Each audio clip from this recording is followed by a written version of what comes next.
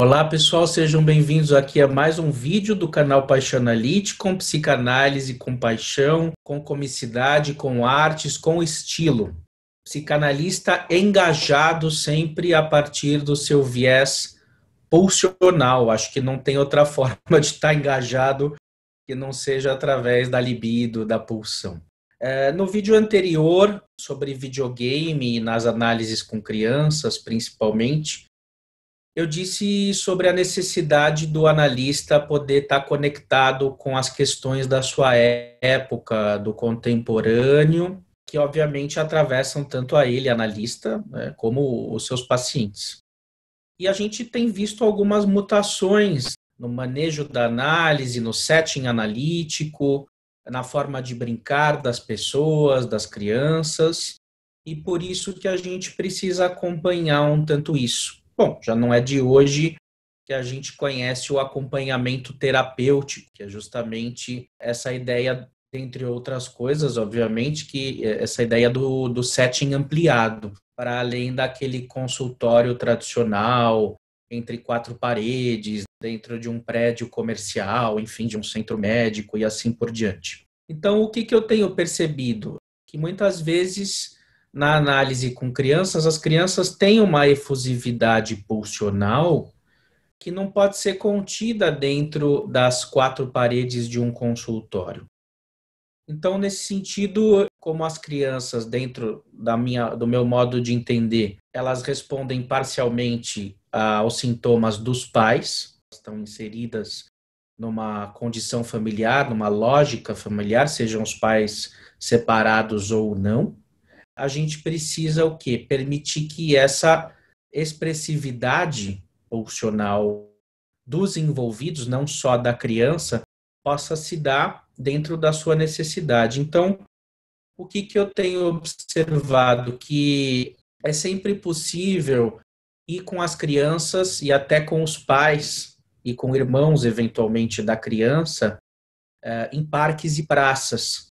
Porque nos parques e praças a gente pode brincar de bola, a gente pode jogar frisbee, a gente pode brincar de pega-pega, de esconde-esconde, a gente pode eventualmente fazer um piquenique.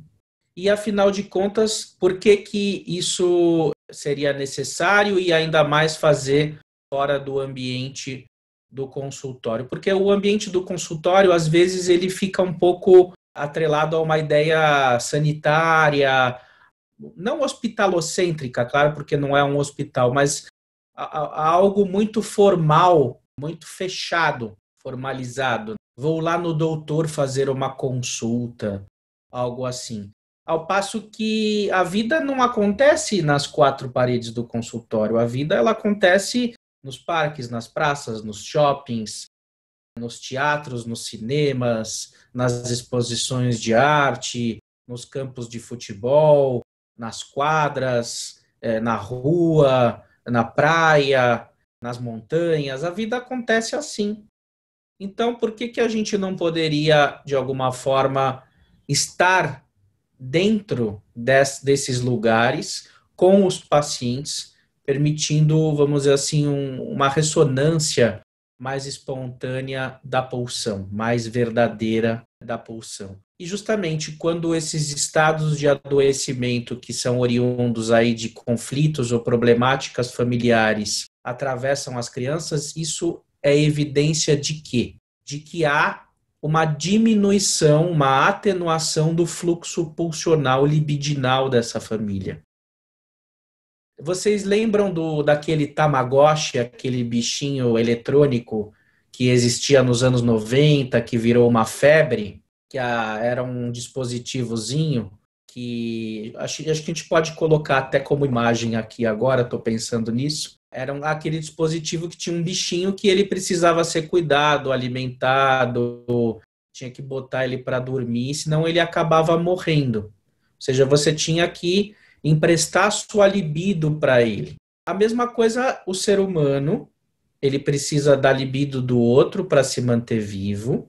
Quando o outro não dispõe dessa libido, tanto o outro materno, paterno ou fraterno como a criança acabam adoecendo, ou o sujeito também acaba adoecendo no sentido amplo. E a análise também é uma espécie de vínculo Tamagotchi. Ou seja, se o analista ele fica muito numa posição conservadora, tipo múmia, múmia paralítica, né, assim, desafetado, sem provocar uma situação de entusiasmo ou de engajamento, onde o paciente possa enxergar que a análise é um lugar de vida, onde a sua vida pode se transformar e mudar.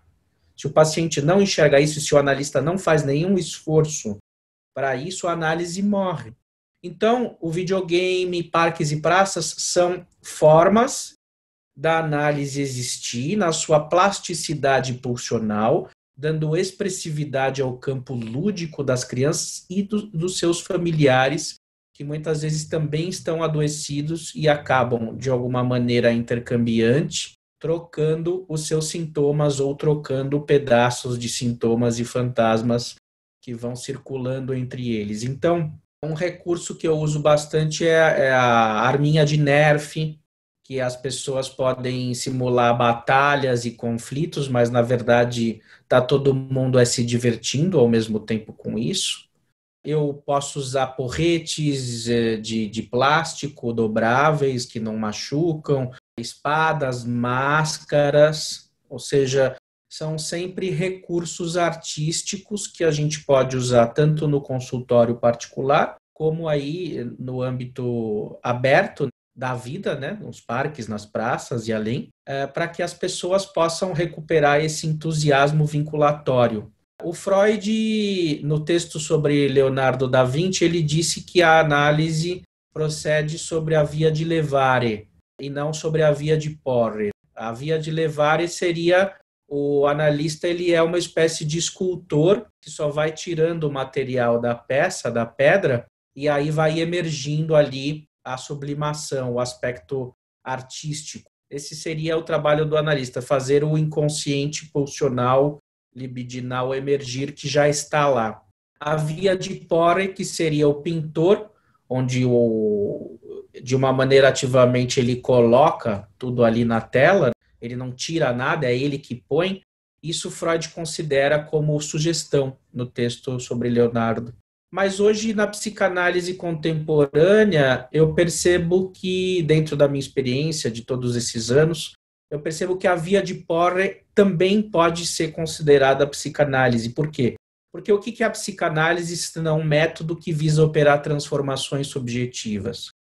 Se essas transformações subjetivas vão se dar através de, vamos dizer assim, da transferência de elementos inconscientes para o consciente, ok, isso seria a via de levare que o Freud dizia. O analista seria uma espécie de, segundo o professor Franklin Goldgrub lá na PUC, que foi meu querido professor, ele dizia que o analista era um contrabandista, ele só vai trazer elementos do consciente ao consciente. Isso pode ter eficiência muitas vezes, mas muitas vezes não. Isso não é suficiente. Por isso que a psicanálise ela tem sucessos parciais e fracassos. Por que acontece esse fenômeno? Porque muitas vezes a gente precisa ser mais ativo do ponto de vista pulsional. Não ideológico, mas mais ativo, que é a tal da via de Poré. Ou seja, a gente deve conduzir a análise dentro de um espectro pulsional realizador. Então é esse Tamagotchi que eu dizia, esse Tamagotchi que vai murchando, vai morrendo aos poucos. E as pessoas que cuidam desse Tamagotchizinho, que é o paciente, no caso as crianças e os adolescentes principalmente, né? Elas também podem estar adoecidas e não conseguirem energizar aquilo. Então, para que serve o analista nesse sentido? Ele vai operar um campo de reparo, de restituição libidinal aos envolvidos. E muitas vezes os sintomas não precisam ser necessariamente decifrados naquele sentido clássico do Freud, porque os traumas estão aí, a gente muitas vezes sabe de onde esses traumas vêm, mas esse saber consciente dos traumas não muda muita coisa. Por que não muda muita coisa esse saber consciente, né? Essa conscientização dos sintomas? Porque não toca a pulsão. tá desafetado aquilo. Ah, eu sei por que que eu faço xixi na cama, mas e daí? Porque meu pai me abandonou, porque a minha mãe, não sei o que, perdeu o emprego, eu vi ela me traindo ou traindo meu pai com o vizinho, sei lá, cada um tem as suas explicações, né? Mas, em suma, a gente sabe de muita coisa, mas é necessário um passo a mais para operar a mudança subjetiva. E esse passo a mais é justamente o âmbito da pulsão. É tocando a pulsão que há sublimação. E, portanto, esse paradigma do Tamagotchi, do analista ativo, no sentido dessa restituição libidinal, é fundamental. Fazer a libido circular mais entre os envolvidos que compartilham sintomas e fantasmas. Por isso, a psicanálise é ex nihilo. Uma psicanálise para além das quatro paredes de um consultório formal. Muito obrigado pela presença novamente, pessoal, e conto com a inscrição e compartilhamento de vocês aqui no canal. E sejam bem-vindos também ao coletivo do Facebook Infamiliares, onde a gente desdobra questões de psicanálise, teatro, dança, música, poética. E também temos o canal do Infamiliares no YouTube. Muito obrigado novamente, até o próximo vídeo, sempre às terças, meio-dia.